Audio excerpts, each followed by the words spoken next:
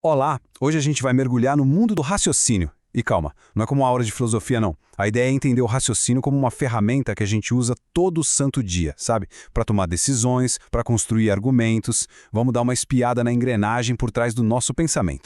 Para a gente começar, que tal um aquecimento mental bem rápido? Dá uma olhada nessa pergunta. Se uma pessoa é mãe, ela tem um filho. Ok, mas essa pessoa não tem um filho. E aí, o que a gente pode concluir disso? Pensa um segundinho. A resposta correta é: essa pessoa não é mãe. Se essa foi a sua conclusão, saiba que você acabou de usar uma forma bem poderosa de lógica. E é exatamente esse o nosso papo de hoje, a arte e a ciência por trás do raciocínio. Então tá, mas afinal, o que é exatamente raciocinar? Vamos começar pelo básico, pela definição mais formal.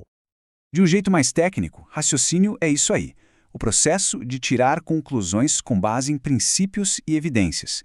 É basicamente a nossa capacidade de partir daquilo que a gente já sabe para chegar em algo novo, seja para avaliar uma ideia ou para formar uma opinião. E o mais interessante é que o raciocínio não é uma coisa só. Pensa nele como uma caixa de ferramentas, com duas ferramentas principais, a dedução e a indução. E aqui, olha, tem um ponto-chave. A dedução nos dá certeza, já a indução nos dá probabilidade. Entender essa diferença é, sério, fundamental para a gente conseguir avaliar qualquer argumento que aparece por aí.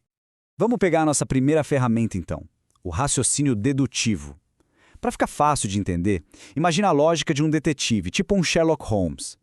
Ele usa regras gerais e as pistas que encontra para chegar numa conclusão específica, que não tem como contestar.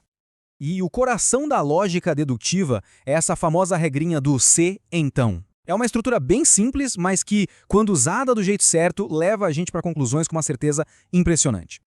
Olha só esse exemplo, que mostra direitinho como funciona.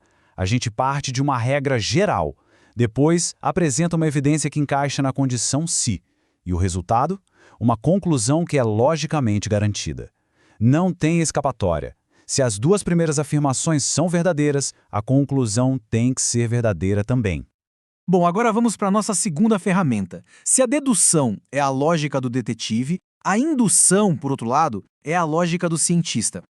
É aquela que junta várias observações para tentar construir uma teoria maior, mais ampla. A lógica indutiva, sabe, ela funciona de baixo para cima, começa com observações bem específicas, individuais. Cada fato é como se fosse uma pecinha do quebra-cabeça, que ajuda a gente a montar uma imagem maior, uma generalização.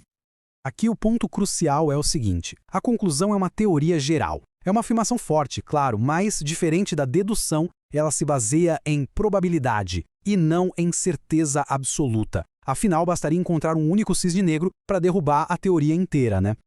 Beleza?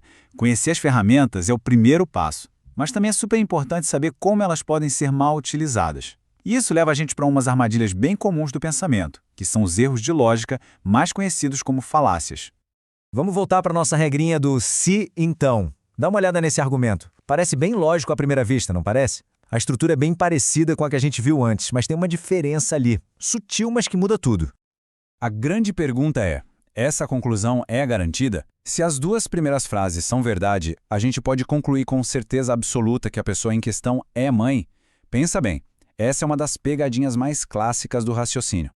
E a resposta é um sonoro não necessariamente. Pois é, se você caiu nessa, fica tranquilo, é um erro de raciocínio muito, mas muito comum, é uma falácia dedutiva clássica. Uma falácia dedutiva acontece exatamente quando a estrutura do argumento tem uma falha. A conclusão simplesmente não vem das premissas, mesmo que elas sejam verdadeiras. Esse erro específico tem até nome, é a afirmação do consequente. Basicamente, é o erro de achar que a condição se é verdadeira só porque a consequência então aconteceu. E aqui a gente vê exatamente o porquê isso é uma armadilha. A regra, se é mãe, então tem um filho. Não exclui outras possibilidades. Ter um filho é algo consistente com ser mãe, claro, mas não garante que a pessoa seja mãe. Como a gente vê aí, um pai, um avô, um tutor, todos eles podem ter um filho. A conclusão simplesmente não é a prova de falhas. Para a gente fechar, o ponto principal é esse. Quando a gente reconhece os padrões do raciocínio dedutivo e indutivo e também as suas falácias, a gente ganha poder. Poder para pensar com mais clareza, para construir argumentos mais fortes e, o mais importante, para identificar quando um argumento não para de pé. E para terminar, eu vou deixar uma pergunta no ar para a gente refletir. Pense em algum argumento que você ouviu ou alguma decisão que foi tomada recentemente. A lógica por trás foi a do detetive, que parte de uma regra geral para uma conclusão certa? Ou foi mais a do cientista, construindo uma conclusão provável a partir de várias observações? Entender essa diferença? Isso pode mudar tudo.